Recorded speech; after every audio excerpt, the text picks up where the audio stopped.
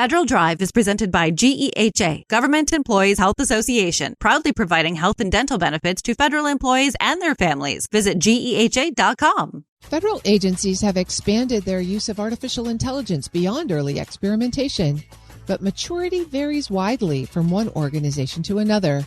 Some have moved toward operational use, while others are still working through basic implementation. That uneven progress is shaping how much of that activity actually turns into results. Here to break down her recent findings and take a look at the future is Valerie Wirtschafter of the Brookings Institution. Valerie, it's nice to have you on the show. Thanks for joining me. Thanks so much for having me. We're going to talk about AI adoption across the federal government, and several of the last administrations have made AI an important part of their agenda. You've got a new report out for Brookings, though, that says the actual reality of AI in the federal government is a little more uneven. Where would you say the government really is right now with AI? Is it moving forward rapidly across all fronts, or is it sort of uneven? Yeah, so you point to kind of the continuity across administrations. The Biden administration kept some of the first Trump administration's policies in place around inventorying AI use cases, governance processes. The second Trump administration has now picked those up again with certain revisions, whether it's kind of around the margins and language, but really keeping again some of the underlying structure as well. So we've seen really, I think, a push to embed AI further into operations. Some of that is really just kind of back of the office. Some of it is really about the mission. We see use cases related to healthcare provision, law enforcement, things like that. So really in driving the mission of certain agencies. One of the things that the agencies do every year is they release their inventories, their use cases.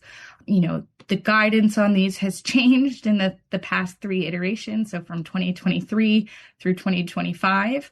So again, that makes some of the disparities, some of the differences a little bit about just clarifications to guidance. But what we've seen is, and I think that some of this is about those clarifications, but some of it really is genuine increase in utilization. That's from the data, but also from conversations with technologists in the federal government.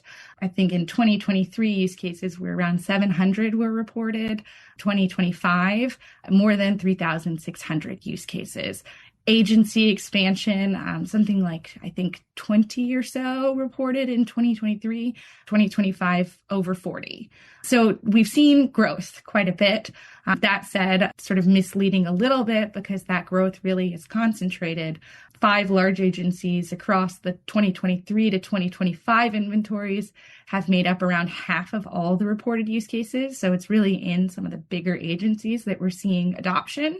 And then in the past year, large agencies, so agencies with more than 15,000 employees, contributed more than 3/4 of all use cases. So while there is this sort of expansion of adoption, it's highly concentrated amongst a handful of particularly large agencies.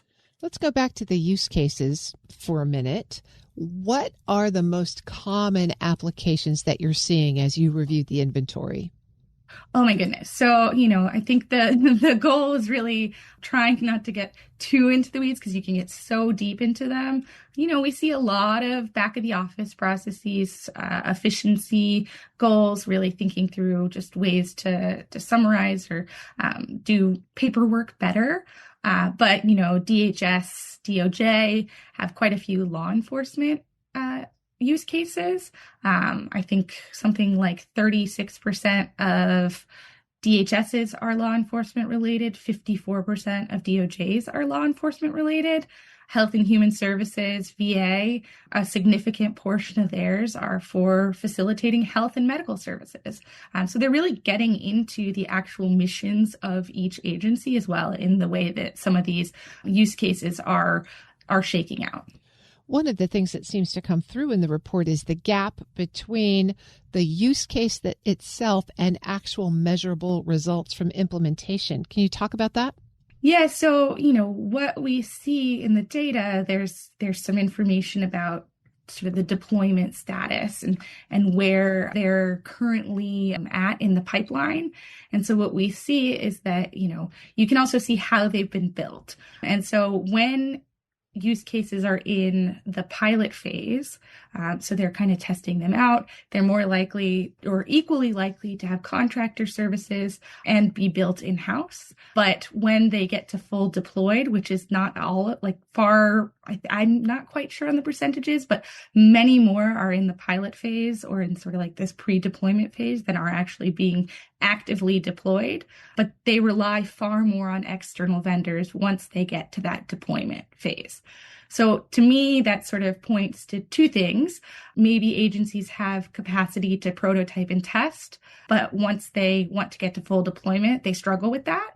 Or what we're seeing is a new wave of use cases that are being built far more in-house. So it could be a positive story. It could be a capacity and adoption and scaling story. But one of those is happening, probably both simultaneously, but definitely there is kind of a scaling and adoption challenge there. Valerie Wirtschafter is a fellow in the Artificial Intelligence and Emerging Technology Initiative at the Brookings Institution. Valerie, you talk about capacity and scaling. Is there something about AI that makes it harder or different to sort of cross that valley of death from pilot to deployment? I mean, the one thing about AI systems, and I think this is sort of a challenge more broadly across federal government adoption of AI technology versus other types of technological solutions, is that we don't really know the frontier right now. The capabilities evolve very rapidly. So you can see, new models get released fairly frequently with new potential capabilities. A pilot project that you were working on months ago, going through the right processes to get, various approvals and the like, could be irrelevant in 10 months because something new comes along. And so I think that is one of the biggest challenges around AI adoption that maybe doesn't exist with something like cloud computing or static software. You mentioned that there's really just a handful of large agencies that are making significant progress here. What is the holdup for those agencies that are maybe smaller or just struggling to get their feet under them when it comes to AI deployment? I'd say sort of two things, and probably it's broadly across agencies, but of course becomes more acute when resources are the pot of resources is maybe a bit smaller to devote toward experimentation, to devote toward possible failure, to devote toward, the project that might be irrelevant 10 months later that we were just talking about. But really, some of it is talent. That's a broad bottleneck, but of course becomes more acute when your talent pool is even smaller. And then some of it is, of course, cultural, right? Larger agencies maybe have more ability to experiment. They have, across agencies that are kind of historically risk averse, but bigger agencies may have more of a budget to experiment, to devote toward pilot projects related to, various AI use cases that could facilitate their mission, but maybe won't be as effective as we hope. And so the kind of the cash-strapped component, the talent limitations, those types of things, I think come into play the smaller the agency is. You talked about culture and risk aversion there. I'm wondering, the AI frontier seems to move so quickly. Is there perhaps just a little reluctance to say, I don't even need to dive in yet because it's going to take me 2 years to put this together and it'll be in a completely different place 2 years from now? Yeah, I mean, I think that is a really big challenge that, both within the federal government, but broadly, I mean, how do you keep pace with the evolution and continue to iterate and adopt now while also recognizing what you're doing now will need to be continuously updated moving forward. So some of that really is around kind of continuous learning, building trainings into the performance review process, right? Kind of keeping technologists both at the cutting edge, but also the entire workforce at the level where they need to be able to integrate this even as it continues to change. Are there particular interventions that in your research have proven to be most helpful in moving agencies from AI interested to AI engaged? Yeah, I mean, in just broadly, I think that the challenge is really when people don't have space to experiment and play. The use cases are both, agency specific or organization specific or mission specific, but also individual specific in terms of the way that individuals prefer to tackle their pieces of a workflow. So having that space to experiment, having that be rewarded, I think is one aspect of it. Not, forcing AI into places where it doesn't belong.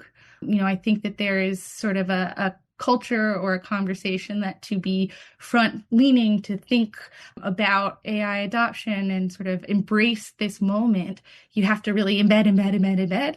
But that's where you get to a point where maybe maybe you just need some data cleaning, and that's what you need. You don't need an AI system. And so really kind of thinking thoughtfully as well about where you apply some of these tools and where they really can be transformative, and kind of, those are the spaces where you just have overwhelming amounts of data that you need to process, backlogs of paperwork that you could never get through potentially. An AI system can help do that. That's a really great place. And I know there are tons of backlogs within the federal government of just data to be, summarized and synthesized. But, really kind of being thoughtful in that regard as well is, I think, another aspect. And that tends to also look good to workers who don't feel pressure to embed in places where maybe they don't need it. And, that kind of pressure as well, I think, can be challenging, but really encouraging people to adopt in ways that it will help them